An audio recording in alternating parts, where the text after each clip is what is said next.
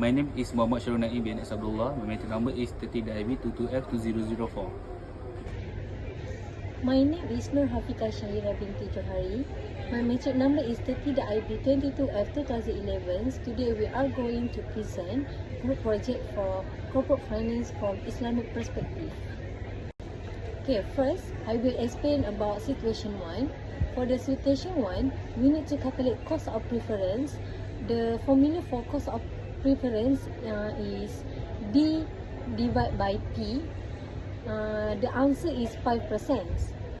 Number 2 is after tax cost of debt, and we are using the formula yield to maturity equal to coupon plus face value minus present value divide by years, divide face value plus present value divide by 2, and the answer is 18.53%.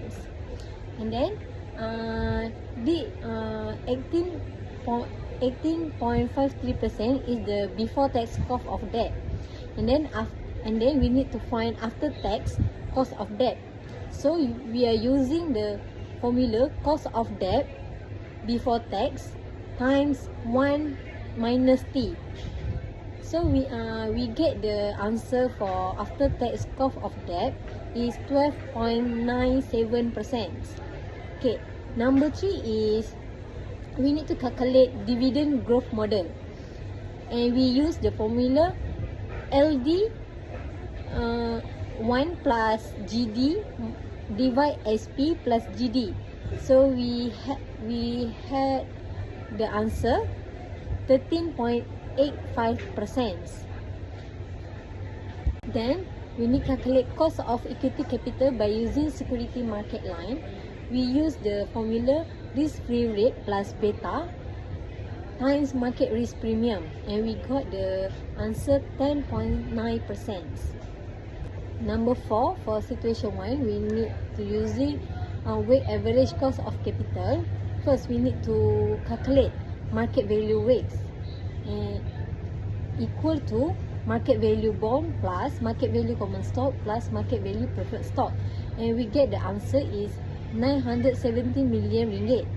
Okay, number 2, determine WACC security. First, we find the R equity equal to equity divided by value, and we get 53.61%. And then we calculate R debt equal to debt divided by value, which is 415 million ringgit divided by 970 million ringgit, and we get 46.39%.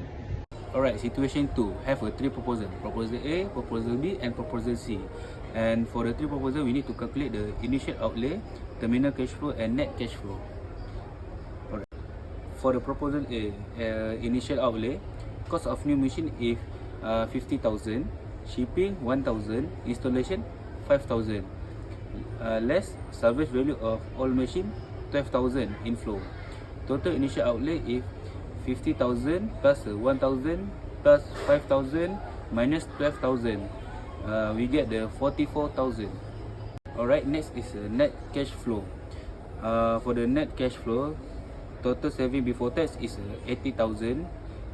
For the depreciation, 50,000 plus 1,000 plus 5,000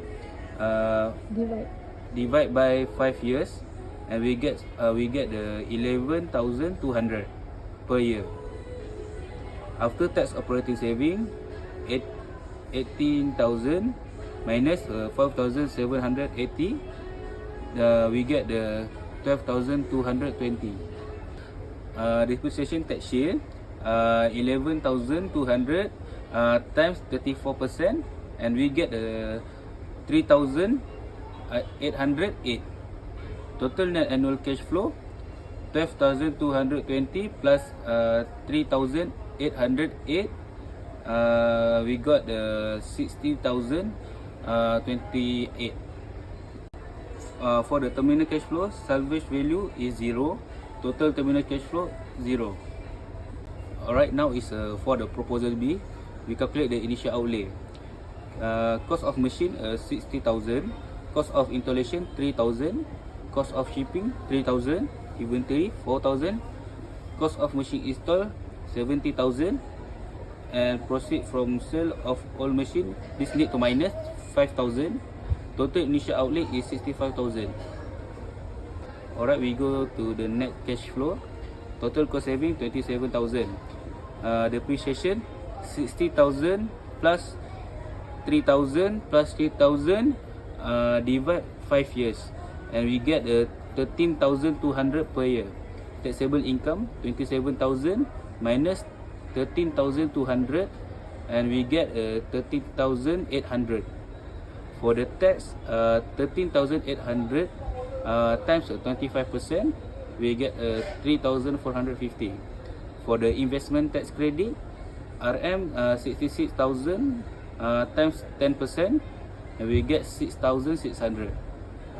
Alright, for the net income, 13,800 minus 3,450 plus 6,600, and we get 16,950. For the net cash flow, 16,950 plus 13,200, and we get 30,150 per year. For the terminal cash flow, salvage value is 20,000. Tax on salvage value 20,000 minus 66,000 minus 5 times 13,200 times 25%, and we get 0. Release of working capital 4,000.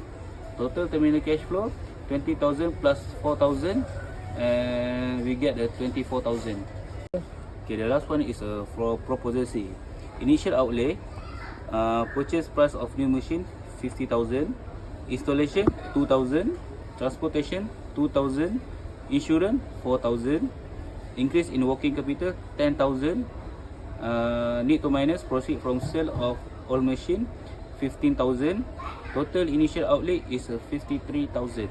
Terminal cash flow, salvage value is 15,000. Tax on salvage value 15,000 minus 58,000 minus 5 times 11,600 times 28%. The total is 0. Release of working capital 10,000.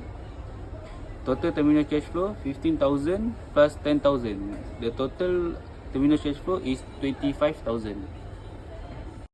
Okay, this is the table for payback period, net present value, profitability index, and internal rate of return. This table function for see the ranking between proposal A or proposal B and proposal C, according to payback period, net present value, profitability index, and internal rate of returns. Now is a ranking of the proposal. For the net present value, most attractive is proposal B. Second most attractive, proposal C, and least attractive, proposal A.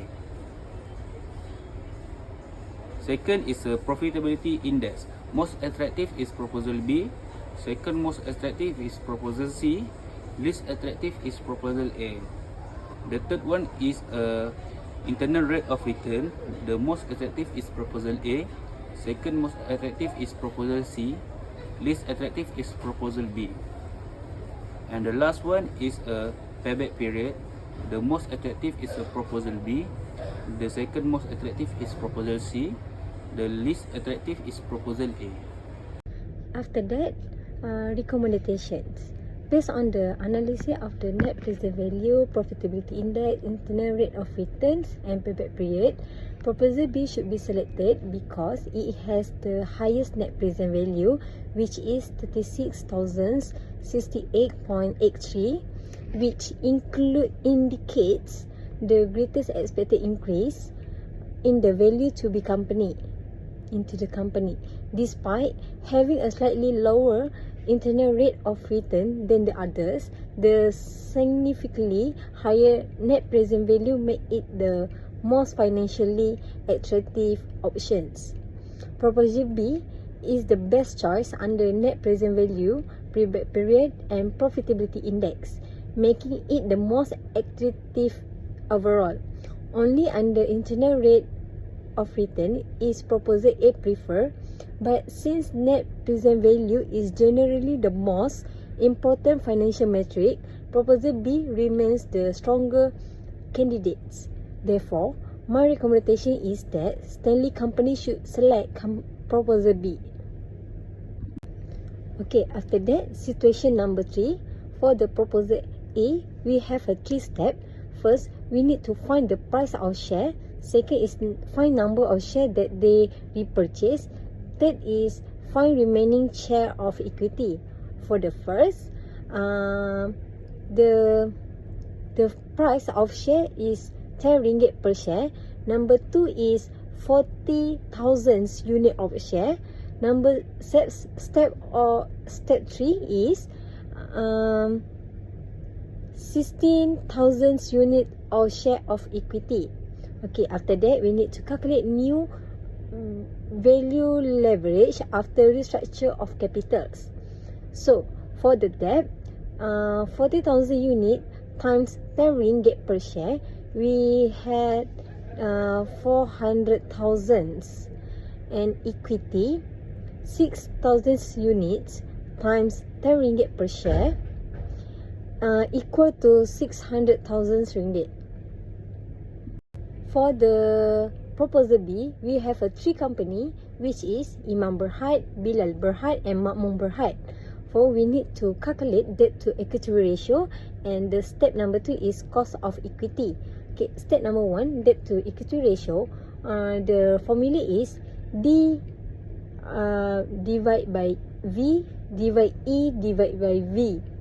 So for the Imam Berhad, we get debt to equity 42.86%.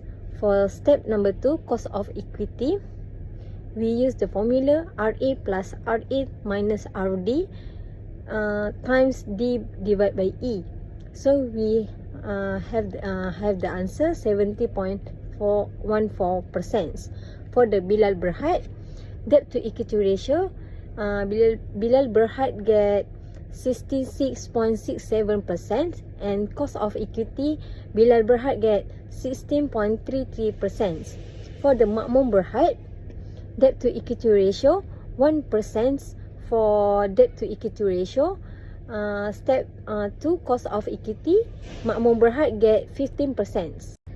So proposal B, using position 2, we can observe that higher debt increase the cost of equity, but weighted average cost of capitals remains stable in this theory. However, Makmum Berhad seems to have the most aggressive capitals structure with the lowest weighted average cost of capital, implying greater cost efficiency. That's all from us. Thank you.